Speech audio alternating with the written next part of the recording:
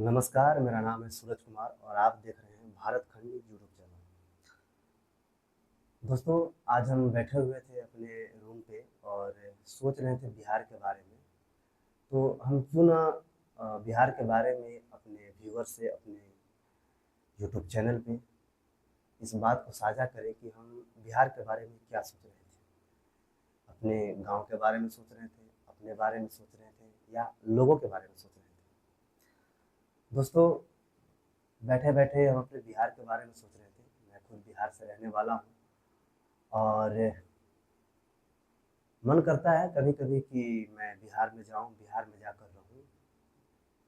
लेकिन ये एक अलग मुद्दा है, अलग बात है। मैं बिहार में क्यों जाके नहीं रहता हूँ। बहुत सारी बातें हैं, हम करेंगे इस वीडियो में, सारी बातें बताएंगे। वीडियो में लास्ट तक बने रहिएगा। लोगों के साथ शेयर भी कीजिएगा वीडियो, पसंद आए तो। दोस्तों, बिहार इस प्रकार से गरीब हो चुका है, इस प्रकार से बिहार को लूटा जा चुका है कि अब बिहार में कुछ है ही नहीं, कुछ भी नहीं है बिहार में। रियल में बताता हूँ आपको कि बिहार में कुछ नहीं है। वर्तमान समय की मैं बात कर रहा हूँ। कहने के लिए, भाजने के लिए, बोलने के लिए लोग बहुत कुछ बोलते हैं कि बिहार में ये है, वो है, ऐसा है, वैसा है। कुछ नहीं है दोस्तों बिहार में। बिहार में अगर कुछ बचा है तो एक घमंड, घमंडी लोगों के पास थोड़ी सी संपत्ति जिसको वो किसी भी तरह अपने घर को चलाने में यूज कर रहे हैं। नहीं तो एक बहुत बड़ा वर्ग है जो बिहार में बेरोजगारी और बेहाली से परेशान है। बिहार जितने आंकड़े में दिखाया जाता है कि गरीब है, जमीनी स्तर पे उससे बहुत ही ज्यादा गरीब है, बहुत ही ज्यादा गरीब है। कहने का मतलब ये है कि बिहार में ऐसी परिस्थिति है कि लोगों को खाने तक की चीजें उन तक नहीं पहुंच पा रही है, उनके पास दो वक्त खाने की रोटी तक के पैसे नहीं हैं। ऐसी स्थिति भी है बिहार में। बिहार, आधा बिहार बाढ़ से पीड़ित है। बिहार में बाढ़ के पानी जब गांव में घुसती है, खेतों को नष्ट करती है, फसलों को बर्बाद करती है, तो लोग बिलख जाते हैं। लोग गुहार लगाते हैं सरकार को कि सरकार शायद मदद करेगी। लेकिन सच तो ये है कि बिहार से जो भारत सरकार से मिलने वाली राशि, जो बिहार को बाढ़ में मदद मिलने के लिए होती है, मदद करने के लिए होती है, वहां पे लोग पैसे को खा जाते हैं। कुछ पैसे बांटे जाते हैं, कुछ पैसे दिए जाते हैं। जो जब तक बाढ़ होता है खाने पीने की चीजें दी जाती है। जैसे ही थोड़ा बहुत पानी निकलता है तो लोगों को अपने हाल पे छोड़ दिया जाता है। हम उस बिहार में विकास की बात कैसे करें जिस बिहार में 15,000 की डस्टबिन खरीदा जाता है मंगल पांडे के द्वारा। मंगल पांडे हमारे बिहार में स्वास्थ्य मंत्री रह चुके हैं। मंगल पांडे 15,000 के डस्टबिन के घोटाले में जवाब नहीं देते फिर रहे हैं। लेकिन इस बिहार में लोग चाहते हैं कि हम फलाने नेता को वोट देंगे तो हमको इंसाफ मिलेगा। जाति पे लोग वोट देते हैं, जाति समीकरण बनाए जाते हैं, जाति की पार्टियां बनती है, जाति के नाम पे नारे लगते हैं।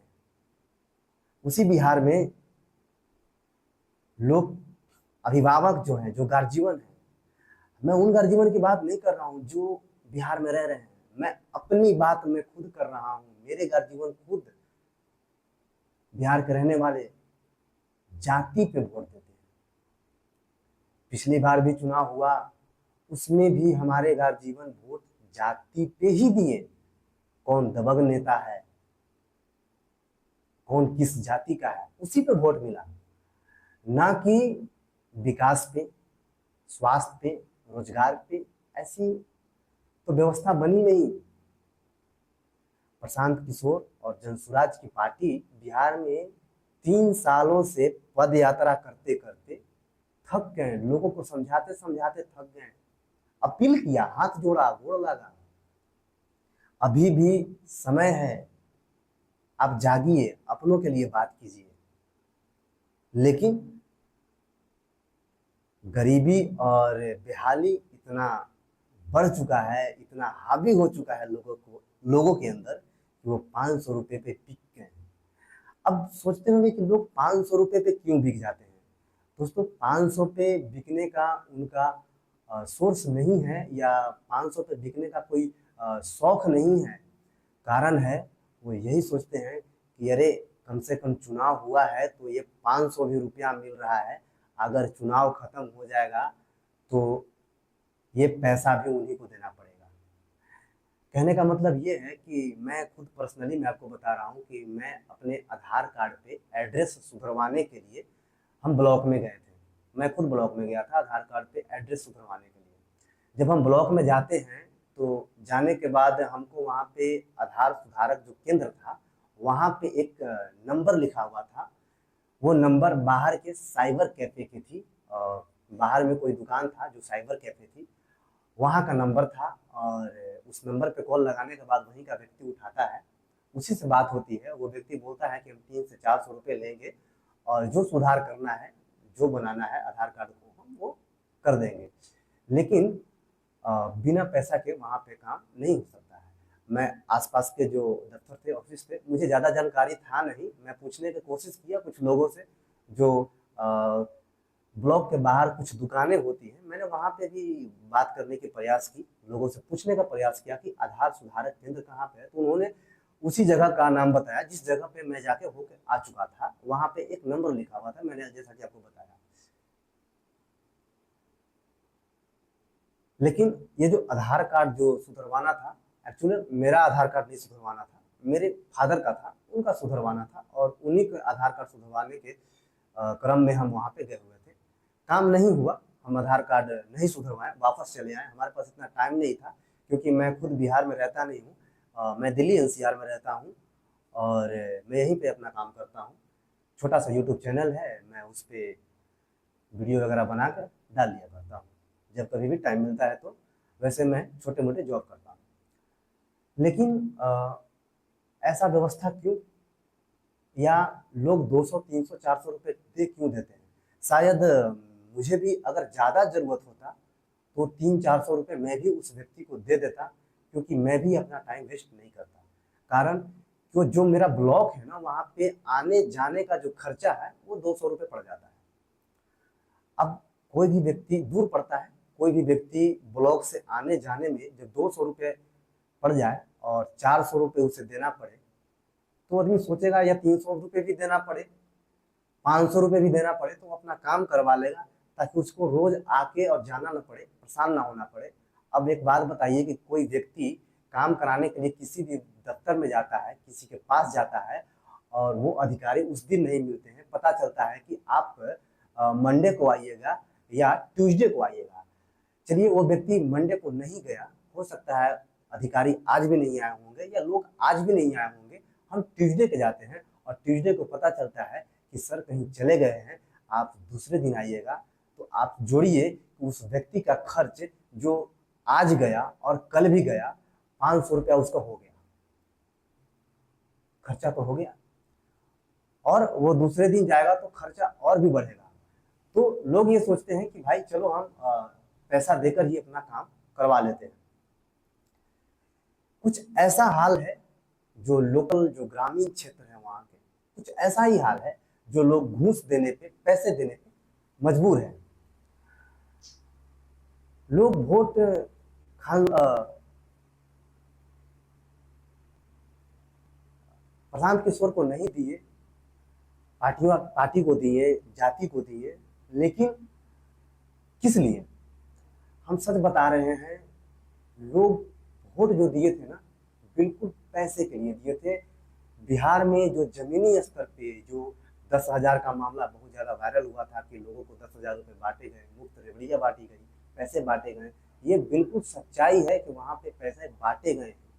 पैसे पे वोट बिकती है, ये सच्चाई है। मैं बिहार का ग्रामीण हूँ, बिहार में रहने वाला हूँ, मैं बिहार में रह के मैंने खुद वोट दिया है।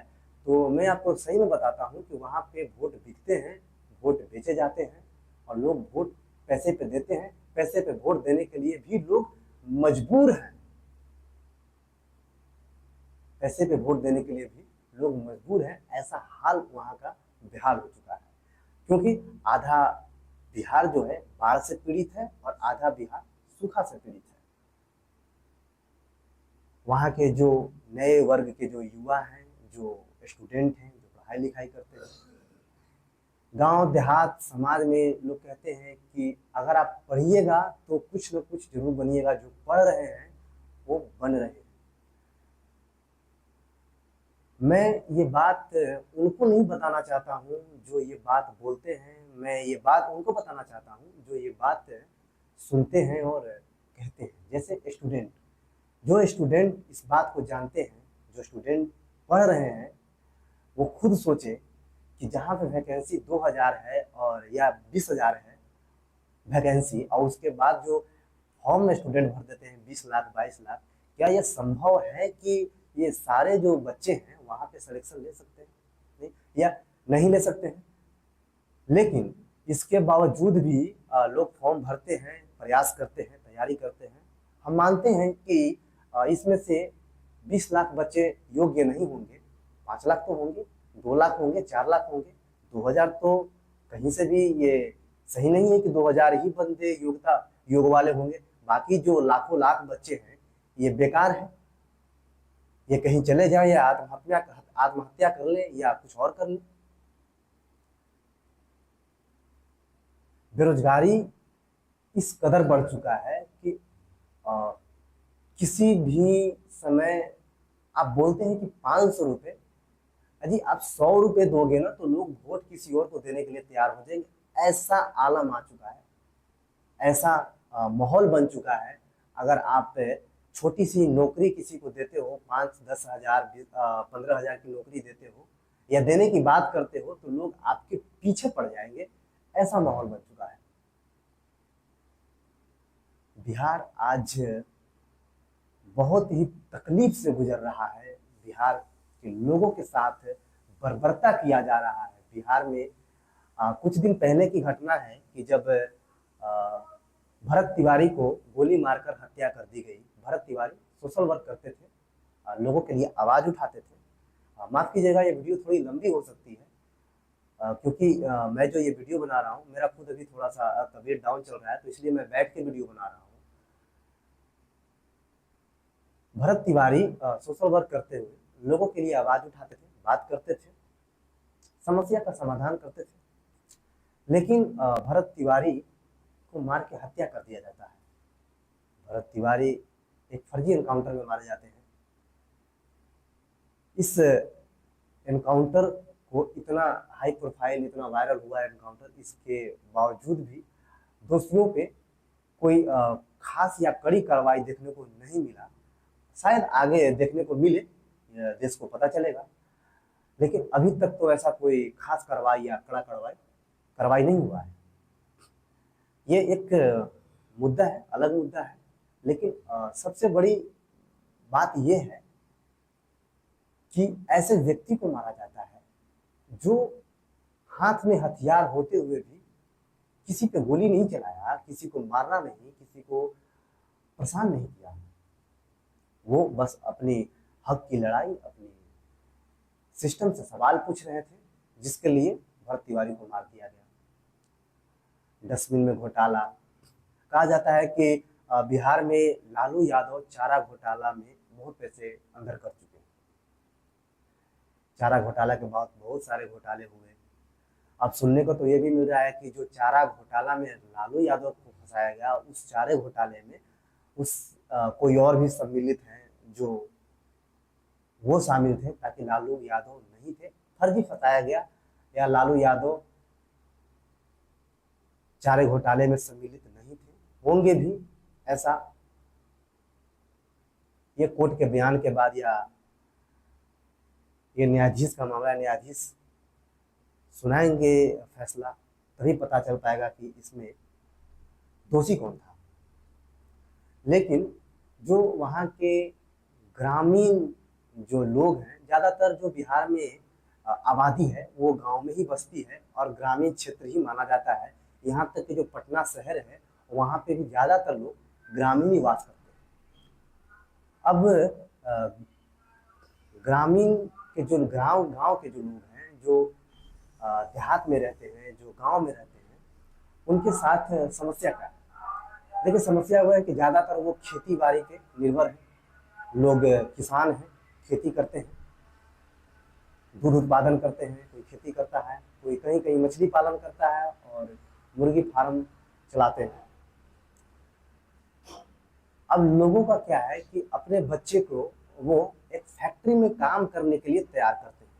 मैं ये बात बहुत ही कड़वा बोल रहा हूँ और बिहार के सभी अभिभावक के लिए बोल रहा हूँ कि अपने बच्चे को वहाँ पे लोग फैक्ट्री में काम करने के लिए तैयार करते हैं। जब मेरा बेटा बड़ा होगा, मेरे घर के बच्चे बड़े होंगे, तो बड़ी कंपनी में जॉब करेंगे, बड़ा सैलरी पैकेज मिलेगा, डॉक्टर बनेंगे, इंजीनियर बनेंगे, होटल मैनेजमेंट करेंगे, बड़ी बड़ी बड़े नेता बनेंगे। ऐसा नेता के नाम पे अगर आप ऐसा बोलेंगे ना कि हम नेता बनेंगे, तो शायद आपके लोग हंसेंगे, या हम खेल जगत में जाएंगे तो लोग आप पे हंसेंगे, या किसी ऐसी एक्टिविटी के नाम लेंगे जो जिसमें लाइफ सिक्योर नहीं है, जिसमें लाइफ सिक्योर नहीं है, तनावपूर्ण लाइफ है। तो वहां पे आपको एक वर्ग मिलेंगे जो आपको कोसेंगे, आपको गलत ठहराने की कोशिश करेंगे, गलत बताएंगे। लेकिन वहाँ के जो अभिभावक हैं अपने बच्चों को इस तरीके से पालते हैं, इस तरीके से तैयार करते हैं कि वो एक बड़े कंपनी में बड़े पोस्ट पे काम करें। सरकारी अगर जो नौकरी लगे तो और भी अच्छा बात है, आईएएस आईपीएस बने तो ज़्यादा बेटर है। अगर नौकरी पुलिस की हो, हवलदार की हो या चपरासी की हो, नौकरी सरकारी होनी चाहिए। सरकारी नौकरी की बहुत बड़ा भौकाल है वहाँ पे, लोग सरकारी नौकरी चाहते हैं। और प्राइवेट जॉब भी हो लेकिन सिक्योर जॉब हो, बड़ी कंपनी में हो, बहुत ज़्यादा पैसा हो। यहाँ तक कि लोग पार्टियों को या अपने जातियों को वोट इस नाम पे भी देते हैं कि शायद ये हमारे बच्चे को नौकरी लगाने में मदद कर देंगे, कहीं भेजने में मदद कर देंगे, कहीं पढ़ाने में मदद कर देंगे, किसी कॉलेज या कोचिंग संस्थान में एडमिशन कराने में मदद कर देंगे। आज भी कोचिंग क्लास, कॉलेज और नौकरी के पीछे लोग भाग रहे हैं। लोग क्या भाग रहे हैं? ये भगवाने वाले और ये तैयार कराने वाले कोई सरकार नहीं। हम सबसे बड़ा जो दोष देते हैं, मैं खुद जो दोष देता हूँ, वो वहाँ के गार्जियन और वहाँ के अभिभावक को देता हूँ, क्योंकि वो अपने बच्चे को फैक्ट्री में काम करने के लिए और कंपनी में काम करने के लिए तैयार करते हैं, ना कि अपने बच्चे को बिहार में काम करने के लिए, अपने पास काम करने के लिए या अपने राज्य में रहने के लिए तैयार करते हैं। जो शिक्षा जो उनको दिया जाता है, एक ऐसा मानसिकता बनाया जाता है कि उनको एक अच्छी नौकरी करना है, एक सिक्योर नौकरी करना है। मैं भी इसी नौकरी का या इसी माहौल का शिकार हूँ, जो एक अच्छी नौकरी की तलाश में, एक अच्छा जॉब के तलाश में हम घर से बाहर निकले और बड़े शहर में आ गए, छोटे मोटे जॉब करने लगे और शहर की चकाचौंध देखकर शहर में बहुत सारी ठोकरें मिली और मिलने के बाद आज भी शहर में ही घूम रहे हैं। गांव कभी कभार जाना होता है, लेकिन अब उधर जाने का इच्छा इसलिए भी नहीं है क्योंकि वहां से आने वाले न्यूज या खबरें हम आए दिन पढ़ते रहते हैं। जो स्थिति है वो बहुत ही खराब है। कुछ लोग सुधारने की कोशिश कर रहे हैं, सुधारने की कोशिश वहाँ पे ज़्यादातर जो स्वराज की पार्टी या जो नीतीश की पार्टी, जो एनडीए भी है, एनडीए की सरकार भी वहाँ पे स्टूडेंट के लिए और बिहार को सुधारने के लिए बहुत काम की है। नीतीश कुमार बिहार के ऐसे मुख्यमंत्री रहे हुए हैं जो बिहार को बहुत ही विकास में आगे लेके गए हैं, बिहार में काम किए हैं और रोड, सरकारी स्कूलों में व्यवस्था, जहाँ के गर्ल्स को पढ़ाई में बढ़ावा देने के लिए, जॉब में बढ़ावा देने के लिए बहुत बड़े बड़े काम किए उन्होंने। तो मैं नीतीश कुमार जी को अपने करीबन 6 या 7 क्लास या 5 क्लास से मैं पढ़ता था, तब से मैं देख रहा हूँ कि नीतीश कुमार जी मुख्यमंत्री है वहाँ पे, और बहुत ही काम किया नीतीश कुमार जी ने अपने कार्यकाल में। शायद कोई नीतीश कुमार जैसा मुख्यमंत्री हमारे बिहार को मिले या नहीं भी मिल सकता है, शायद ही मिलेगा अगर ऐसा कोई नीतीश कुमार जैसा मुख्यमंत्री हो। बहुत पार्टियां जो हैं बिहार को बदलने या खुशहाल करने की बात करते हैं, लेकिन बिहार के जो लोग हैं वो खुद नहीं चाहते कि बिहार सुधरे। अगर वो चाहते तो वो वोट जाति पे, गलत व्यवस्था पे, पैसा पे वोट नहीं देते। आज वहाँ पे जो वोट का जो बिक्री है, सब्जी जैसा होता है, जो मार्केट में वोट बिकता है। आप कभी भी किसी भी प्रकार का चुनाव है, जैसे मान लिया जाए कि अभी बांकीपुर में उपचुनाव हुआ, अब इसके बाद जो चुनाव होंगे, उस चुनाव में आप जाइए, किसी भी प्रकार का चुनाव हो बिहार में, हम ये नहीं बोल रहे हैं कि सांसद विधायक या किसी भी प्रकार का चुनाव हो, आप ज्यादा ग्राउंड लेवल से चीजों को जान सकते हैं अगर आप बिहार में जब ग्रामीण चुनाव हो, मुखिया का चुनाव हो, तब कोई भी व्यक्ति जाए, रहकर देखे, माहौल को समझे, उसको उसके बाद उसको ये कंफर्म हो जाएगा कि आखिर बिहार इतना पीछे क्यों है। सही बता रहे हैं, ये बात जानने वाली है कि आप वहां पे जाइएगा ना, तो आपको ये चीज कंफर्म हो जाएगा कि बिहार आखिर इतना पीछे क्यों चला गया, या अब इतना पीछे जा क्यों रहा है, प्रगति क्यों नहीं हो रही है। हर चीजें बताई नहीं जा सकती है, कुछ चीजें समझा जा सकता है, अनुभव किया जा सकता है। अब इस प्रकार से समझिए कि मान लिया जाए कोई ऐसा व्यक्ति है जो चुनाव में खड़ा होता है।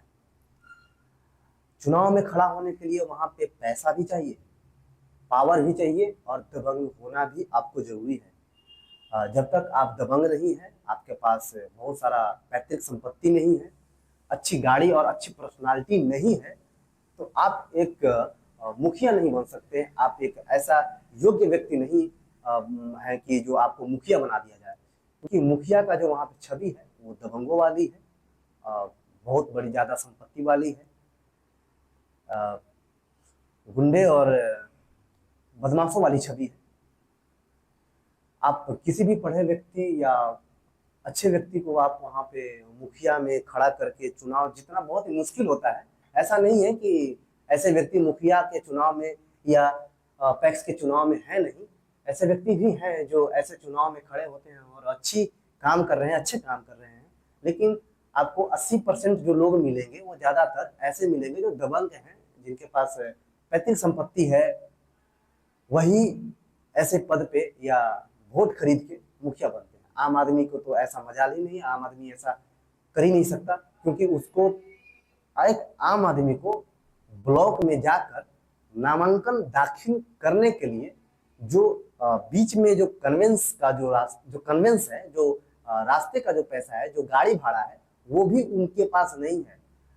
पर्सनल गाड़ी की तो बात दूर की होती है, उनके पास किराए देकर या भाड़े पे भी गाड़ी लेके जाके नामांकन करने की पैसा नहीं है। ऐसी स्थिति है। कुछ वर्ग ऐसे भी हैं जिनके पास चलने के लिए साइकिल तक नहीं है। इस प्रकार की गरीबी वहां पे देखने को मिलती है। और कुछ वर्ग ऐसे भी हैं जिनको राशन तो मिलता है, लेकिन राशन अब सरकार से 5 किलो मिलता है, लेकिन उनके पास जो राशन है वो 3 किलो, 3.5 किलो और 4 किलो पहुंचता है। क्योंकि जो 1 किलो जो राशन है वो डीलर काट लेते हैं। हो सकता है आपको इस बात को अंदाजा ना हो, या आप इस बात को नहीं समझ सकते या नहीं जान सकते, लेकिन जो बिहार के जो ग्रामीण क्षेत्रों में लोग रहते हैं, मैं एक मुखिया के नाम आपको बताने वाले हूँ, जो विपिन मुखिया, एक बहुत अच्छे टीचर हैं, तैयारी करवाते हैं, कंपटीशन की तैयारी करवाते हैं। तो मैं विपिन सर को मैं जानता हूँ, मैं भी अपने स्टूडेंट लाइफ में विपिन सर से पढ़ा हूँ। ज़्यादा दिन तो नहीं, क्योंकि विपिन सर से मैंने करीबन कंपटीशन के क्लास में, जो खान सर के जो कोचिंग संस्थान में जब हम पढ़ते थे, उस समय की बात है जब वो आन के उनके एप्लीकेशन पर पढ़ाते थे। तो विपिन सर मुखिया है अभी एक पंचायत के, उनकी काफी न्यूज वायरल हुई थी, जिन्होंने विपिन सर बताते हुए ये बोले थे कि जो वहाँ के डीलर हैं वो लोगों को 4 किलो अनाज देते हैं, 3 किलो अनाज देते हैं, 5 किलो अनाज नहीं देते हैं। डीलर बताते हैं कि हमें जो अनाज है वो ब्लॉक से पूरा नहीं मिलता है, या हम पूरा अनाज नहीं दे सकते हैं। शायद वो अपने इस अनाज को पूरा अपने जनता को पूरा दिलाने के लिए डीएम के पास गए, या अपने जो पंचायत है उसमें काफी लड़ाई लड़े, और शायद वो अब दिला रहे हैं या नहीं दिला रहे हैं। ये ग्रामीण क्षेत्र की बात है, और गांव के लोग इस बात को नहीं मानते हुए, या ऐसा ही हमारे साथ होगा ये सोच के बैठ चुके हैं। लेकिन विपिन सर का ऐसा बयान आया था कि हमारे पंचायत में अब 5 किलो अनाज मिलना शुरू हो गया है। अब आप सोचिए कि जिस राज्य में 5 किलो अनाज सरकार दे रही है, गवर्नमेंट दे रही है, जो बिल्कुल फ्री है, बिल्कुल फ्री है, जिस पर कोई पैसा नहीं लगना, वो गरीबों को खाने के लिए दिया जाता है, जहां पे लोगों को जो दिन भर की जो आय है, प्रतिदिन आय मुश्किल से 100 रुपए के भी बराबर नहीं है। अगर एवरेज आय देखे तो एक घर में एक दिन में इनकम 100 रुपए भी नहीं आती होगी। ऐसी परिस्थिति वाले जगह में 5 किलो अनाज भी जो सरकार फ्री देती है, वो भी एक जो डीलर है वो 1 केजी काट के देता है, 1 केजी कम देता है, या 2 केजी कम देता है कहीं कहीं पे, और लोग लेने के लिए मजबूर भी हैं। लोग इस चीज को करते भी हैं, 4 किलो और 3 किलो अनाज जाके लेते भी हैं। सच में अगर मैं बताऊं तो मेरे घर में भी ऐसा हो सकता है, या ऐसा होता है कि जब राशन जो लेके आते होंगे लोग, लेके आते हैं, तो वो 1 केजी कम लेके आते होंगे, या कम आते हैं। हमारे पंचायत में भी होता है, और बिहार के बहुत सारे पंचायत में ऐसा होता है कि जहाँ पे 5 किलो के जगह पे 1 किलो कम अनाज दिया जाता है। ये बात बहुत ही ग्राउंड लेवल की बात है। आप इस बात को छोटे या मतलब ऐसे नहीं ले सकते कि ये बकवास या फर्जी है। ऐसा कैसे हो सकता है? तो ऐसा हो सकता है, और ऐसा हो सकता नहीं है, ऐसा हो रहा है, हर महीने हो रहा है। जो जिस नेता को, अब ऐसा तो नहीं है कि किसी भी पंचायत में मुखिया नहीं होगा, किसी भी पंचायत में वार्ड नहीं होगा, या किसी भी पंचायत में सरपंच नहीं होगा। हर एक पंचायत में सरपंच, हर एक पंचायत में मुखिया, हर एक पंचायत में वार्ड है। अब सोचिए कि सभी पंचायत में मुखिया, वार्ड, सरपंच के होते हुए भी अनाज जो जनता को मिल रहा है वो कम मिल रहा है। ये जो सरपंच, मुखिया, वार्ड जिसको आप चुने हैं, जो बिहार के लोग चुने हैं, वो ग्रामीण लोग हैं, ग्रामीण क्षेत्र के लोग हैं। वही गरीब लोगों को चुने हैं जो अनाज ले रहे हैं। क्या वो लोग गुहार नहीं लगाते होंगे कि हमें अनाज पूरा क्यों नहीं मिल रहा है? लगाते हैं, लेकिन उनको सुनने वाला कौन है?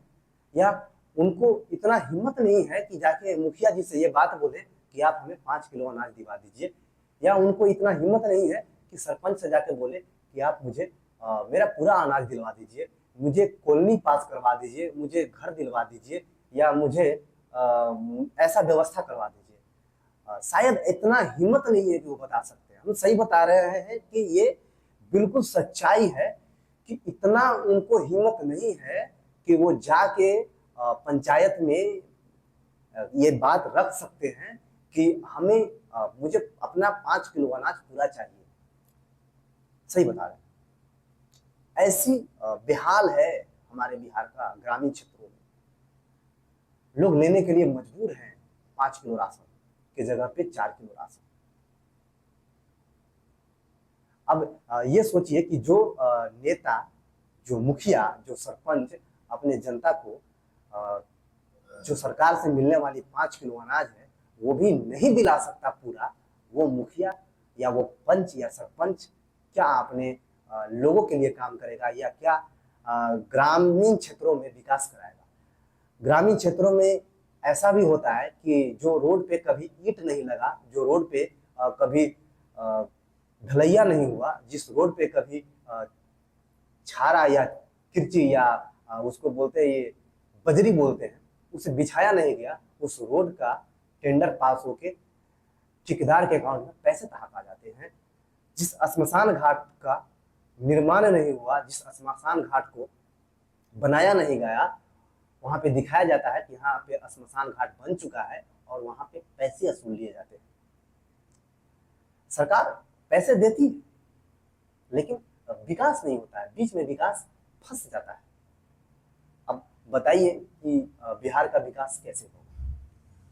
ग्रामीण क्षेत्रों में लोग इतने मजबूर हैं कि जब झगड़े होते हैं दबंग लोगों से तो लोग थाने जाने के लिए भी सोचते हैं। सोचते क्या है, उनको अधिकार नहीं है कि वो थाने जाके FIR लिखवा लो। हमारे गांव में कई बार झगड़े हुए हैं और कई बार आसपास के भी गांव में झगड़े हुए हैं। मैंने कई बार देखा है कि जब झगड़े होने के बाद बात आती है कि अब पुलिस में केस करेंगे तो कई लोगों के मुंह से सुनने को मिलता है या बहुत लोग कहते हैं कि जा जब थाना में 10-20 हजार देव ना तो पता चली, या जब थाना में 10-20 हजार दिए तो इनका गर्मी शांत हो जाएगी। अब बात यह है कि थाना में 10-20 हजार देंगे तो इनकी गर्मी शांत हो जाएगी, ऐसी मेंटेलिटी आप हर किसी के मुंह से सुनेंगे। ऐसा नहीं है कि किसी एक व्यक्ति के मुंह से सुनेंगे या कोई एक ऐसा व्यक्ति बोलेगा कि 10-20 हजार रुपया देंगे तो नहीं, आप हर व्यक्ति से जाए 10-20 हजार रुपया तो तभी ना FIR होगा। यानी कहने का मतलब है कि जब तक आप 10-20 हजार या 50 हजार रुपया नहीं देंगे तब तक वहां पे FIR आपका नहीं लिखा जाएगा। ऐसा नहीं है, चाहे किसी भी प्रकार का केस हो, FIR नहीं लिखा जाता है। ऐसा तो हमारे पास कोई सबूत नहीं है। मैं अपने आंखों से देखा चीज या महसूस किया चीज या सामने देखा चीज मैं बता रहा हूँ। जो ऐसा हुआ है मैं सुना हुआ बात बता रहा हूँ। मैं ऐसा भी बात बता रहा हूँ जो अपने सामने से देख चुका हूँ कि बिना पैसे का FIR नहीं होता है।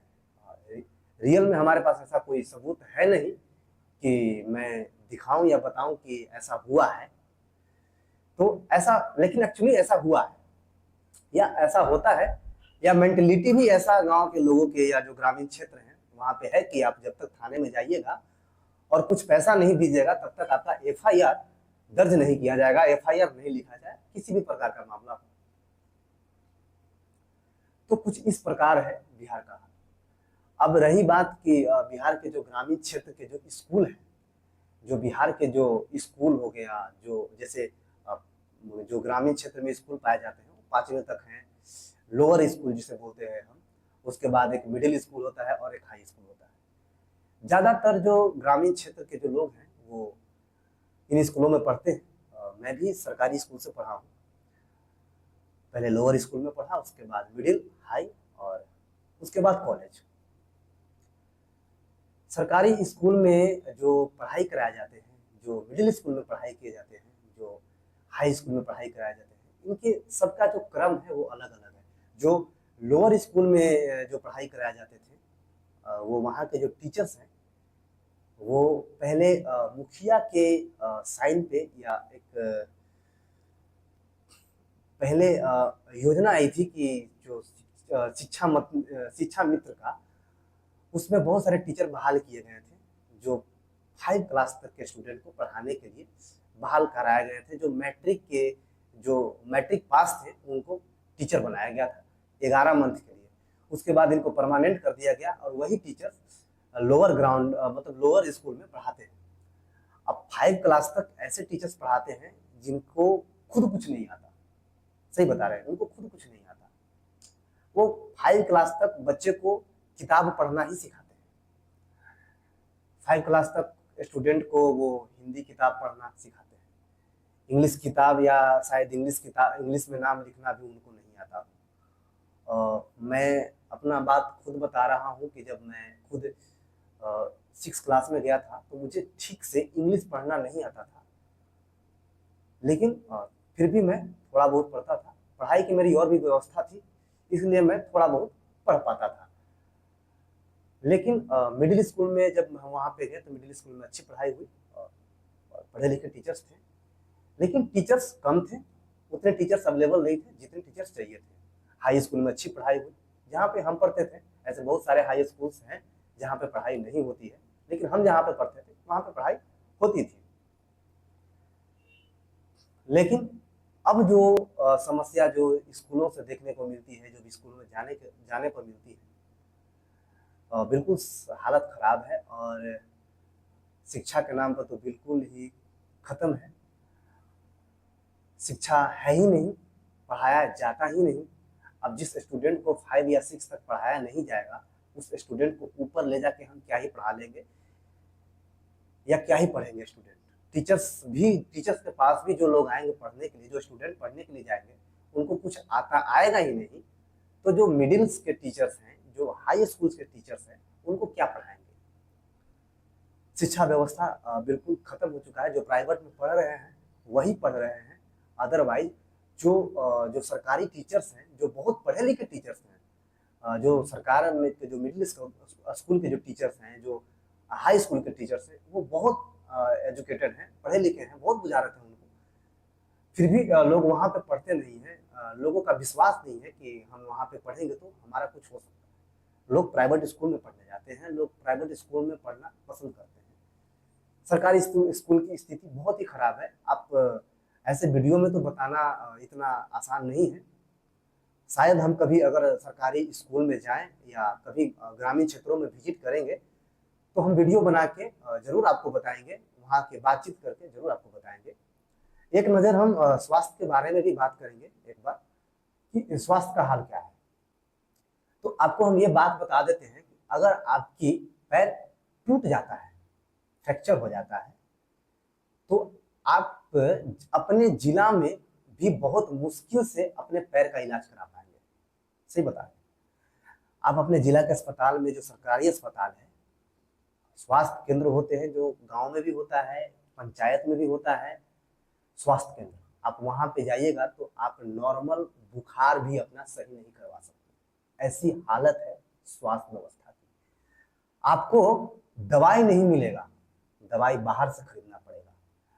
आपको डॉक्टर्स अवेलेबल नहीं मिलेंगे। स्वास्थ्य केंद्र की स्थिति शायद ऐसा भी हो कि उनका स्वास्थ्य खुद ही खराब हो। मैं डॉक्टर्स की बात नहीं कर रहा हूँ, मैं स्वास्थ्य केंद्र की बात कर रहा हूँ कि किसी किसी स्वास्थ्य केंद्र में आप जाइएगा तो शायद उसी का ही स्वास्थ्य आपको सही नहीं मिलेगा जो स्वास्थ्य केंद्र बने हुए हैं। वहाँ पे डॉक्टर अवेलेबल नहीं होते हैं। और ऐसा नहीं है कि जो स्वास्थ्य केंद्र है वहाँ के डॉक्टर्स नॉर्मल बुखार या वायरल फीवर्स को भी सही नहीं कर सकते। पढ़े लिखे डॉक्टर होते हैं और सही कर सकते हैं, लेकिन आपका वहाँ पे इलाज सही नहीं होगा। आप ब्लॉक लेवल पे भी, जो ब्लॉक में है, या जिला लेवल पे भी जो अस्पताल, अच्छे अच्छे अस्पताल बने हैं, बहुत पैसे लगाए गए हैं, बहुत डॉक्टर्स भी वहाँ पे रहते हैं, वहाँ पे लोगों का इलाज होता है। लेकिन जो कभी उस अस्पताल में नहीं गया हूँ, तो मैं वहाँ का जो अस्पताल का थोड़ा सा छवि बताना चाहूँगा, या थोड़ी सी बात ये बताना चाहूँगा कि अस्पताल में जाइएगा तो बहुत सारे लोग ऐसे मिलेंगे जो आपको मिलेंगे कि आप इतने पैसे दीजिए, मैं आपको फलाने डॉक्टर से जल्दी दिखवा दूंगा, आपका काम जल्दी हो जाएगा, आपका काम हम जल्दी करवा देंगे, आपको लाइन में नहीं लगना पड़ेगा, आपको कतार में नहीं लगना पड़ेगा। आपको एक्सरा हो सकता है बाहर से करवाने के लिए बोला जाए, हो सकता है दवाई बाहर से लाने के लिए बोला जाए, सारे काम बाहर से, शायद डॉक्टर आपको अस्पताल में मिल जाए, या हो सकता है अस्पताल में डॉक्टर भी ना मिले। बिल्कुल, अस्पताल में आपको डॉक्टर भी नहीं मिल सकते हैं। ऐसी समस्या या भीड़ भाड़ या अपने स्वास्थ्य को ज्यादा चिंतित लोग प्राइवेट अस्पताल को प्रेफर करते हैं, प्राइवेट अस्पताल में जाते हैं। प्राइवेट अस्पताल में भी बहुत जगह वही डॉक्टर्स मिलते हैं जो डॉक्टर्स सरकारी में काम कर रहे हैं, जो सरकारी डॉक्टर्स हैं। प्राइवेट क्लिनिक है, प्राइवेट क्लिनिक पे लोग जाते हैं, उनका इलाज होता है, लेकिन प्राइवेट क्लिनिक भी बहुत कम है, इतने ज़्यादा है नहीं कि सबको इलाज करना संभव है, और सब कोई प्राइवेट क्लिनिक पे जाके इलाज करा ले ऐसा भी संभव नहीं है। बहुत लोग मजबूर हैं कि उनको सरकारी में ही जाना पड़ेगा, और सरकारी के भरोसे ही है, इलाज होता है तो जिंदा है, और नहीं तो उनको मजबूरन अपना प्राण त्यागना पड़ता है। मैं अपना एक्सपीरियंस बताता हूँ सरकारी अस्पताल का। मैं छोटे मोटे सरकारी अस्पताल में जाने का प्रयास किया था, अपने ग्रामीण क्षेत्र में जो आसपास के सरकारी अस्पताल हैं वहाँ पे गया था इलाज कराने के लिए। माहौल देखकर और वहाँ के जो लोगों का जो बिहेवियर है वो देखकर मुझे लगा कि मुझे वहाँ पे इलाज नहीं कराना चाहिए और हम वहाँ से चले गए। हम इलाज कराएं जाके सरकारी अस्पताल में ही, क्योंकि मेरे पास इतना पैसा नहीं था कि हम जाके किसी प्राइवेट अस्पताल में इलाज कराएं। लेकिन हम अपने गांव से दूर पटना शहर में जाके किसी रिश्तेदार के यहाँ रहकर पीएमसीएच में इलाज कराएं। पीएमसीएच पटना का बहुत बड़ा अस्पताल है, सरकारी अस्पताल है, जिसमें जाके लोग इलाज कराते हैं। अब पीएमसीएच पटना का अस्पताल है, पटना में बहुत बड़ा अस्पताल है। एक छोटा सा चोट की वजह से, मेरा कोई फ्रैक्चर नहीं था, किसी भी प्रकार का पैर नहीं टूटा हुआ था, नहीं कोई गंभीर बीमारी थी। एक ऐसी जगह चोट थी जो ये जितने भी ग्रामीण क्षेत्र के जो डॉक्टर्स हैं वो चेक नहीं कर पाए कि आखिर चोट किस वजह से लगा या कैसा चोट है, इसका दर्द क्यों नहीं जा रहा, या ये ठीक कैसे होगा। दर्द रोज बढ़ते जा रहा था और पैर से चला नहीं जा रहा था। हम लंगड़ा लंगड़ा के चल रहे थे, बोले तो पैर से ठीक से चल नहीं पा रहे थे। और इस इलाज के लिए मुझे पटना पीएमसीएच जाना पड़ा। पीएमसीएच में मेरा 3 से 4 दिन में इलाज होता है। फर्स्ट दिन जाते हैं तो जो डॉक्टर इलाज करने वाले थे उनका जाने का टाइम हो गया था और चले गए। तो जो डॉक्टर के असिस्टेंट थे वो मेरा इलाज करते हैं और बताते हैं कि आप निश्चिंत रहिए, मैं 12 से 13 साल से यहाँ पे काम कर रहा हूँ और मुझे डॉक्टर से ज़्यादा नॉलेज है। मेरे पास भी दूसरा कोई ऑप्शन नहीं था, क्योंकि हम गांव से आए हुए थे और जो किराए वगैरह दिए थे लॉस जाता, दूसरे के यहाँ कितने दिन रहते। तो हम उनसे इलाज करवाएं, वो कुछ दवाई लिखे, बोले कि आप ये दवाई जाइएगा हमारे यहाँ मेडिकल में, ये दवाइयाँ मिल जाएगी। कुछ दवाइयाँ अगर नहीं भी मिली तो आप बाहर से ले लीजिएगा, ज़्यादा दवाई की ज़रूरत आपको शायद नहीं पड़ेगा। हमने ऐसा ही किया, गए तो हमें दवाइयाँ मेडिकल में ही मिल गया, जो सरकारी अस्पताल का मेडिकल था वहीं पे मिल गया। उन्होंने बताया था कि अगर आप एक्सरा वगैरह कराना चाहते हैं तो बाहर से करा के लाइएगा, तो आपको कल ही हम देख देंगे। एक्सरा उस समय जो बाहर होते थे जो पैर के, वो 200 से 300 रुपये में होते थे। लेकिन आपको हम बता दें कि हमारे पास इतने भी पैसे नहीं थे कि हम देकर बाहर एक्सरा करवा लें। कुछ पैसे बचा रखे थे ताकि हमको वापस घर जाने में काम आएगा। और हम इलाज को जारी रखते हैं, अपने रिश्तेदार के यहाँ ही जाते हैं। और सरकारी में एक्सरा कराने के लिए काफ़ी भीड़ होता है, तो 1-2 दिन टाइम लग जाता है। और एक्सरा जब होता है तो हम फिर तीसरे या चौथे दिन दोबारा दिखवा के अपने घर वापस लौटते हैं। अब सोचिए कि एक छोटा सा चोट के लिए हमको पटना के पीएमसीएच जैसे अस्पताल में जाना पड़ा दिखवाने के लिए। हम एम्स में भी गए हैं दिखवाने के लिए।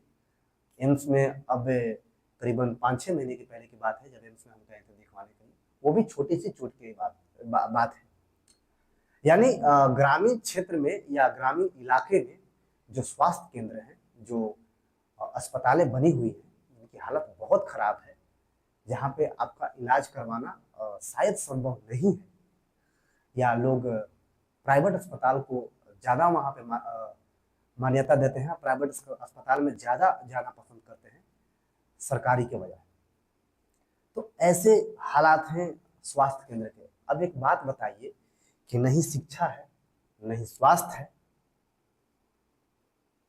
और नहीं पैसा है, ऐसे में बिहार के लोगों का हालत क्या होगा।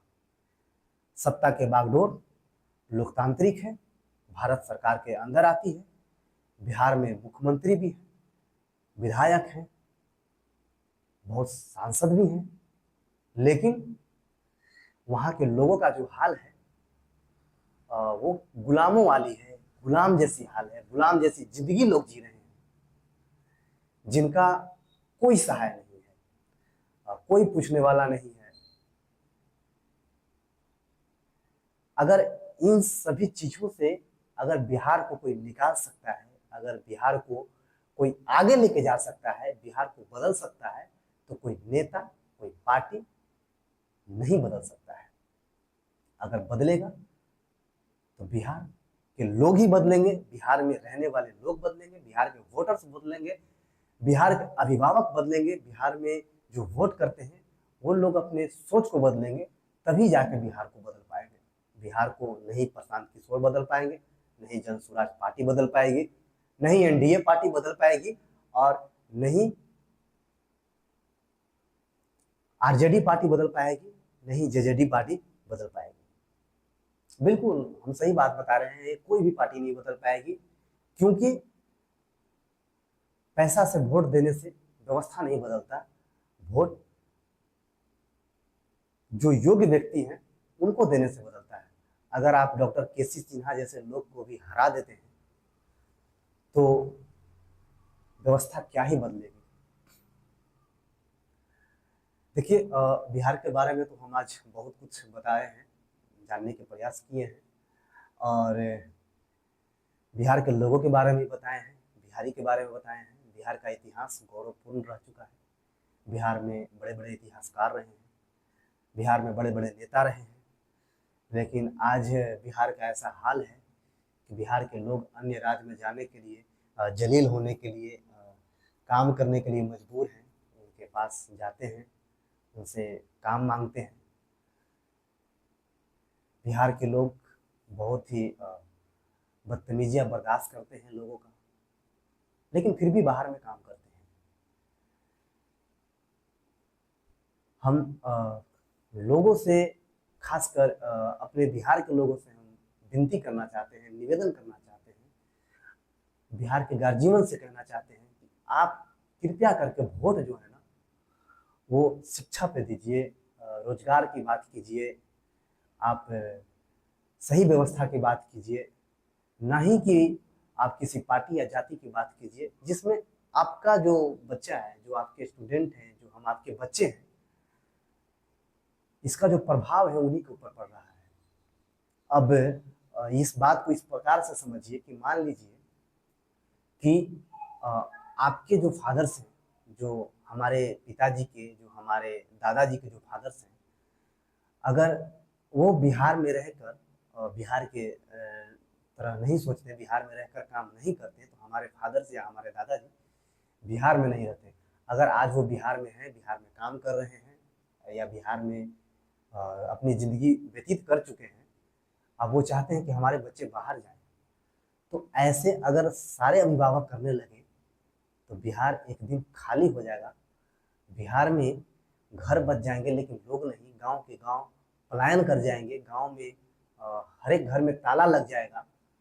और आज के डेट में कुछ ऐसा ही स्थिति है कि हर एक गांव में अगर 100 घर की आबादी है तो जिसमें 30 घर ऐसा है, या कहीं कहीं तो 60 या 70% घर जो है वो बिल्कुल ताला लॉक है, ताला बंद है, घर में रहने वाला कोई नहीं है।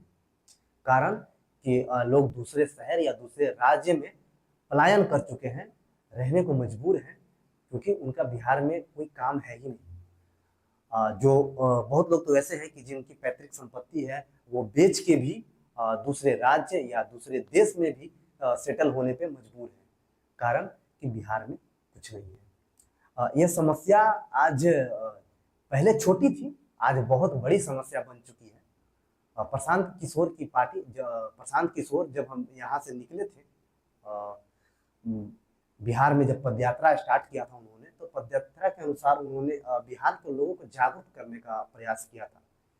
तो उन्होंने ऐसा देखा कि यहाँ पे तो कोई विकल्प है ही नहीं कि जिनको लोग वोट दे या उनको सत्ता में लाए।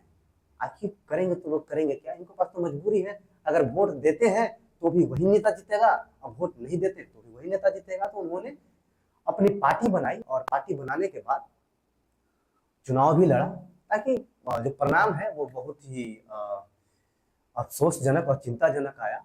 लेकिन ये परिणाम संतोषजनक और चिंताजनक इसलिए है क्योंकि शायद लोगों का भी मजबूरी रहा हो, या लोग किस दबाव या किस मजबूरी में प्रशांत किशोर को वोट दिए या नहीं दिए, या प्रशांत किशोर को वोट दिए, वोट किसी और को चला गया। बहुत सारे सवाल खड़ा होते हैं। लेकिन अभी कुछ दिन पहले प्रशांत किशोर उपचुनाव में विधायक बने हैं। 17 तारीख को प्रशांत किशोर शपथ लिए हैं विधायक पद के लिए। लेकिन कोई एक व्यक्ति बिहार को नहीं सुधार सकता है। कोई एक व्यक्ति बिहार के लोगों के लिए कोई मसीहा या कहते हैं कि एक चना झाड़ नहीं फोड़ सकता। वैसा ही है कि कहने के लिए हम बहुत सारे कहावतें, किस्से या बहुत ही डींगे हाँक देते हैं कि ऐसा हम अकेले ही कर देंगे, ऐसा हम पूरे राज्य को सुधार देंगे, ये कर देंगे, वो कर देंगे। लेकिन ये संभव नहीं है। कोई भी एक व्यक्ति नहीं सुधार सकता है, यही सच्चाई है। लेकिन बिहार को आगे बढ़ाने के लिए, बिहार के लोगों को आगे बढ़ाने के लिए बिहार के लोगों को ही जागना पड़ेगा। बिहार में रह रहे जो लोग हैं, जो अभिभावक हैं, जो गार्जियन हैं, वही बिहार को सुधार सकते हैं। क्योंकि बिहार में जो स्टूडेंट जो है, जो मैं एक उम्र का एरिया बता सकता हूँ, जो कितने उम्र के जो लोग हैं वो बिहार में हैं और कितने उम्र के जो लोग हैं वो बिहार में नहीं है।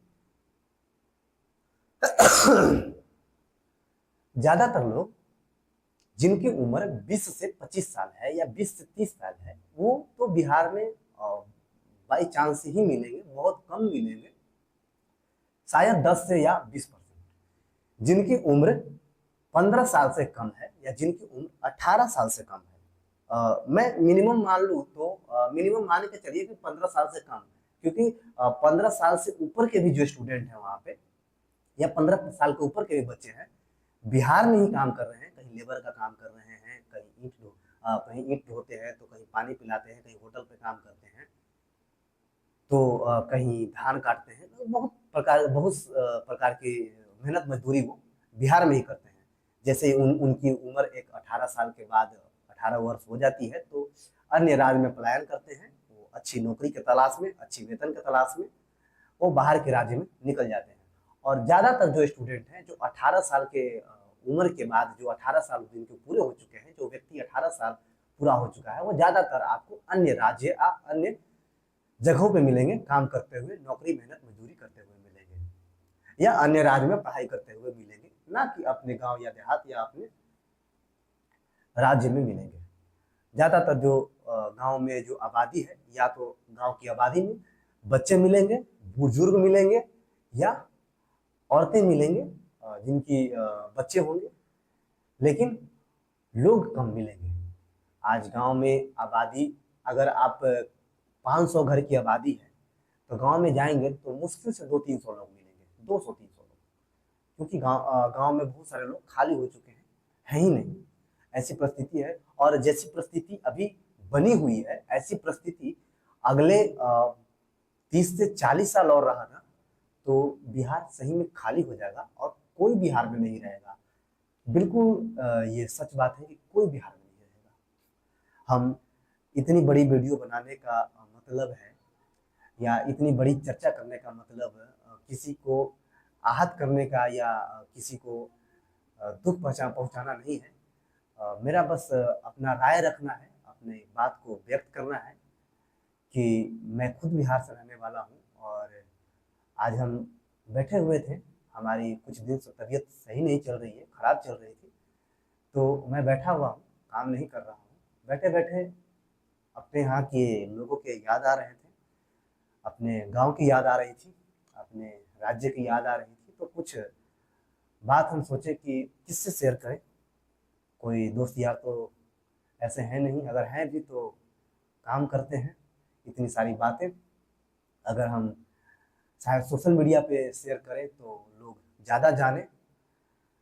मैं आप सबसे ये निवेदन करता हूँ कि आप इस वीडियो को ज़्यादा से ज़्यादा शेयर कीजिए। अगर आप इस वीडियो को फेसबुक पे देख रहे हैं तो पेज को फॉलो कीजिए, लाइक कीजिए, शेयर कीजिए। अगर आप यूट्यूब पे देख रहे हैं तो चैनल को सब्सक्राइब कीजिए, लाइक कीजिए। और आप बिहार के बारे में क्या सोचते हैं? अगर आप इस वीडियो को बिहार से देख रहे हैं तो हमारी बातों पे या हमारी सुनी हुई बातों पे आप कमेंट में जवाब जरूर दें। हम हर एक कमेंट को पढ़ते हैं, उस पर वीडियो बनाते हैं। बाकी आज के लिए इतना ही। जय हिंद, जय भारत। देखते रहिए भारत का।